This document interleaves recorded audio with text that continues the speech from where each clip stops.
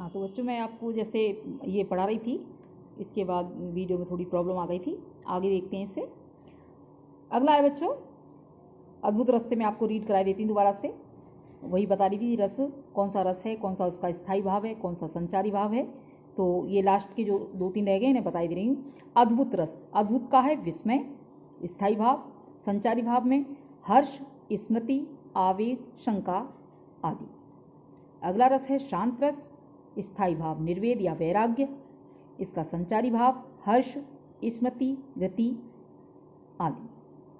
इसके बाद अगला रस है वात्सल्य रस। वात्सल्य रस का स्थायी भाव वत्सल और इसका संचारी भाव चिंता, शंका, हर्ष, स्मृति आदि। जो 11वें रस मैंने बताया है आपको, 11वें रस है आपका भक्ति, और भक्ति रस का स्थायी भाव होगा अनुराग और जिसका संचारी भाव होगा उसमें हर्ष भी होगा, स्मृति भी होगी और धति भी होगी। यानी जो शांत रस में संचारी भाव होंगे वही संचारी भाव आपके भक्ति रस में भी आएंगे, जो है हर्ष, स्मृति और धति। बच्चों बहुत से कुछ लोग रसों को 9 मानते हैं, कुछ विद्वानों ने 10 बताया है और कुछ ने 11 बताया है। तो आप तीनों में से कोई से भी लिखते हैं कि रस की संख्या कितनी है। तो रस की संख्या आप 9 है आपको, तो आप 9 लिख सकते हैं। आपने 10 बताए हैं तो 10 के नाम और उसके स्थायी भाव लिखेंगे, और यदि आपने 11 लिखे हैं तो उसके 11 रसों के नाम और उसके स्थायी भाव लिखेंगे। अब सबसे पहले बात आता है बच्चों श्रृंगार रस। श्रृंगार रस किसे कहते हैं? श्रृंगार रस में बच्चों थोड़ा सा पहले मैं रीड करा देती हूँ, उसके बाद एक्सप्लेन करती हूँ, देख लीजिए। श्रृंगार रस का स्थायी भाव रति। क्या है इसका स्थायी भाव? रति अर्थात प्रेम। रति का सामान्य अर्थ है प्रीति, अर्थात किसी मनोनुकूल प्रिय व्यक्ति की ओर मन का झुकाव या लगाव। अर्थात जब नायक नायिका के मन में एक दूसरे के प्रति प्रीति उत्पन्न होकर विभाव, अनुभाव तथा संचारी भावों के योग से स्थायी भाव रति जागृत होता है तो वो श्रृंगार रस कहलाता है। इसके अंतर्गत पति पत्नी अथवा नायक नायिका का वर्णन होता है। यानी श्रृंगार रस के अंतर्गत या तो पति पत्नी आएंगे या नायक नायिका। इसमें पर पुरुष या पर नारी के प्रेम का वर्णन निषेध होता है, यानी किसी दूसरे व्यक्ति, दूसरे इंसान के प्रति किसी स्त्री का जो लगाव होता है, प्रेम होता है, उसका निषेध किया जाता है। इसमें श्रृंगार रस के अन्य सभी रसों की अपेक्षा अधिक व्यापक है। यानी जो श्रृंगार रस है यही अधिकांश व्यापक है, बहुत विस्तार है इसका। साहित्य के क्षेत्र में भी श्रृंगार रस केंद्रित रचनाओं का प्रचुर मात्रा में निर्माण हुआ है, इसलिए इसे रसराज कहा जाता है। कहने का तात्पर्य है कि रसराज किसे कहा जाता है। अगर आपसे क्वेश्चन आता है, आपसे पूछ लिया जाता है कि रसराज किसे कहा जाता है, तो आप कहेंगे श्रृंगार रस को ही रसराज कहा जाता है, अर्थात रसों का राजा श्रृंगार रस है। श्रृंगार रस के 2 भेद हैं, संयोग श्रृंगार और वियोग अथवा विप्रलंब श्रृंगार। अब सबसे पहले हम आपको श्रृंगार रस के बारे में बताएंगे। श्रृंगार रस जैसे तन संकोच मन परम उछाहू, तन संकोच मन परम उछाहू, गूढ़ प्रेम लख परह न काहू, जाय समीप राम छवि देखी, रही जन कुंवारी चित्र अनुरेखी। ये कब का वर्णन है? जब सीता के स्वयंवर का वर्णन है। जब श्री राम ने धनुष तोड़ा, यानी धनुष तोड़ने के लिए श्री राम सभा में उपस्थित होते हैं, तो उस समय सीता राम की ओर देखती है, एकटक देख लेती हैं। उसी प्रकार राम की भी नज़र जब सीता पर पड़ती है तो उनके रूप सौंदर्य को देखकर राम भी उनकी ओर आकर्षित होते हैं। जैसे इसमें बताया गया है कि नायक नायिका के मिलन का वर्णन है। यहाँ नायक अर्थात श्री राम आलम्बन है। फिर देख लीजिए, राम क्या है? आलम्बन। नायिका अर्थात सीता जी आश्रय हैं, यानी सीता जी के मन में भाव उत्पन्न हो रहे हैं, इसलिए सीता आश्रय हैं। समीप जाना, छवि देखना, उद्दीपन विभाव है, यानी सीता का राम के पास जाना, उनकी ओर देखना, ये उद्दीपन विभाव। कुंवारी जो सीता का चित्रवत अथवा जड़वत रह जाना संचारी भाव है, यानी सीता श्री राम को देखकर एक जगह खड़ी की खड़ी रह जाती है, यानी उनकी ओर देखती रहती हैं, उन्हें ध्यान ही नहीं रहता कि वो कहाँ खड़ी हैं और सभा के बीच खड़ी है, लेकिन फिर उन्हें ये ध्यान नहीं रहता कि वो कहाँ खड़ी हैं, वो राम को एकटक देखती रहती हैं।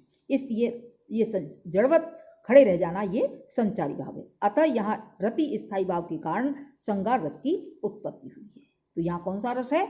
ये श्रृंगार रस है। श्रृंगार रस के और भी उदाहरण हैं, जैसे श्रृंगार रस का प्रीत नदी में पाँव न बोर तन संकोच मन परम उछाहू, गूढ़ प्रेम लकी परह न काहू, जो अभी मैंने आपको पढ़ के बताया है। जाय समीप राम छवि देखी, रहे जन कुंवर चित्र अनुरेखी। तो इसमें क्या है? श्री राम और सीता जी के स्वयंवर का वर्णन है, जहाँ श्री राम और सीता जी का मिलन हुआ है। दूसरा उदाहरण है बच्चों, कंज नयन मंजन किए बैठी ब्योरति बार, कच अंगुरी बिच दीठ दे चितवत नंद कुमार। यहाँ राधा कृष्ण का वर्णन है, यहाँ राधा और कृष्ण के प्रेम का वर्णन है, दोनों साथ हैं, अतः यहाँ श्रृंगार रस की योजना बनी हुई है। कमल जैसे नेत्र वाले स्नान करके बाल काट रही हैं राधा जी, परंतु बाल और अंगुली के बीच से श्री कृष्ण के सुंदर रूप को देखती जा रही हैं। यहाँ कृष्ण आलंबन है, राधा आश्रय है, कृष्ण का रूप उद्दीपन है तथा बालों की ओर से देखना, ये सब कायिक अनुभव है। अतः लज्जा, औत्सुक्य आदि यहाँ संचारी भाव हैं, अर्थात यहाँ संयोग रस का वर्णन है। इसके बाद अगला आता है बच्चों वियोग श्रृंगार।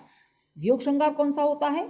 जहाँ विरह वेदना होती है, अर्थात उदाहरण देखिए, विरह का जलजात जीवन विरह का जलजात, वेदना में जन्म करुणा में मिला आवास, अश्रु चुनता दिवस इसका अश्रु गिनती रात, जीवन विरह का जलजात। विरह यानी जब नायक नायिका एक साथ नहीं होते, वो अलग अलग होते हैं, दूर होते हैं, तो वहाँ वियोग श्रृंगार होता है। इस उदाहरण में देखिए, नायक नायिका के विरह का वर्णन है। इसमें नायक के विरह में अपने जीवन को वियोग का कमल बताकर कहती है कि उसका जन्म वेदना में है और निर्वास करुणा यानी शोक या पीड़ा में है। यहाँ नायिका आश्रय है और नायक विषय है।